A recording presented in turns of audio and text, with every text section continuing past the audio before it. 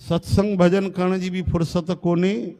ऐं सभु जेसि ताईं शरीर हले तो 60 साल 65 साल 70 साल माण्हू बसि कागर था कमाइनि।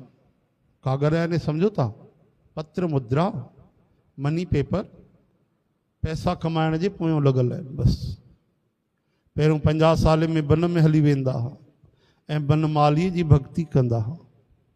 हाणे बन में वञण त परते रहियो, घर में रही करे भी भजन नथा कनि। अरे वो तो छॾियो, 2 टाइम सत्संग करण जी भी फुर्सत कोन्हे। हलो बाक़ी टाइम तव्हां कयो, भले पैसा भी कमायो, उहो भी फुर्सत कोन्हे। हाणे ईअं थो लॻे कि कलयुग में मुक्ति तो भगवान ॾाढी सस्ती कई आहे, पर उहा सस्ती मुक्ति मोक्ष भी माण्हूअ खे न खपे। सची ॻाल्हि आहे, अहिड़ी माया परबल आहे कि भगवान खे कोई पाइण ई नथो चाहे। हक़ीक़त में नेम कई निभाइनि था पर प्रेम कोई नथो पाइण चाहे। माण्हुनि खे खपे ई कोन मोक्ष वोक्ष, भगवान भक्ति प्रेम, न न।